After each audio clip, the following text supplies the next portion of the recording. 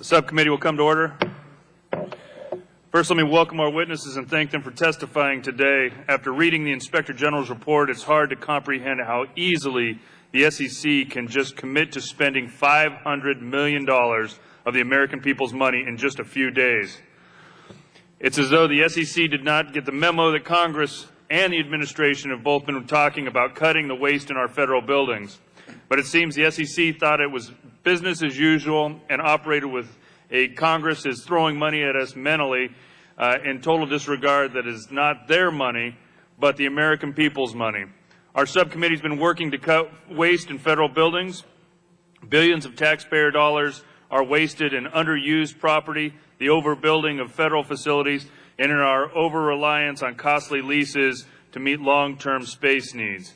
Unfortunately, examples of waste abound in our management of federal real property, but the SEC's massive $500 million lease for space it did not need goes far beyond mismanagement. There must be accountability and consequences for this type of cavalier spending of taxpayer money.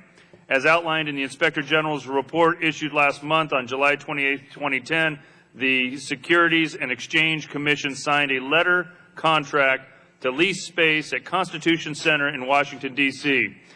The agreement was more than 900,000 square feet of space with an option to lease an additional 500,000 square feet. Let's put this in perspective. This is a total of 1.4 million square feet of space for an agency that has just over 3,000 personnel working in the National Capital Region. The 1.4 million would be on top of the 1.3 million square feet the SEC leases for its headquarters at station near Union Station. Just to give you an example, 3,000 employees, by GSA standards, we would have enough room between these two facilities for 12,000 employees. That's by GSA standards. Constitution Center is a former location of the DOT headquarters and was completely renovated and upgraded by the owner. And we will start the slides now. This first slide is the interior courtyard of the building. Next slide. Here's an image of one of the lobby areas overlooking the courtyard. Next slide. The slide is taken from one of the top floors facing northwest towards the Capitol building. Next slide. Another view looking north. And finally, a view looking southwest towards the water and the airport. This last view is from the quadrant of the remaining 300,000 square feet of space SEC insisted the building owner reserve for them. The total cost of this lease is over $550 million over 10 years. The findings of the Inspector General are breathtaking. The SEC bound the taxpayer to more than $500 million based on the back of the envelope calculations that were inflated and just simply wrong. There was no formal written approval process. In fact, the final decision was made orally after only a 10-minute meeting with the chairman of the SEC. There was no OMB approval and no congressional approval. And on top of that, SEC proceeded with a sole source contract negotiated over the course of just days.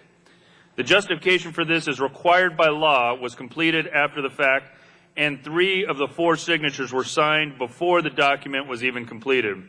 One of the signatures was backdated, and then the date was later altered, giving the impression the justification for the sole source procurement was completed more than a month before it actually was. And there's a serious question as to whether the Anti-Deficiency Act was violated. It appears someone at the SEC saw Constitution Center and decided that's where they wanted the SEC to move, and then everything else had to fit, the staffing figures, space needs, and justification. But today, in addition to the investigation, what led to this lease agreement, we are also examining whether the SEC should keep its independent leasing authority. And we know that this is not the first time SEC has mismanaged its leasing authority. Next slide. Here we have a slide showing a timeline of just some of the instances of mismanagement by the SEC and the cost to the taxpayer. What this shows is a number of troubling trends. The SEC has a history of sole source leases that even GSA in its management of over 180 million square feet of lease space rarely uses. SEC has a history of bad leasing decisions that cost the taxpayer millions, double rent payments in New York, unbudgeted costs in SEC's headquarters, and holdover fees in San Francisco. In addition to these, we know the SEC is now paying nearly $20 more per square foot for its more recent Station Place headquarters lease than comparable federal leases near it.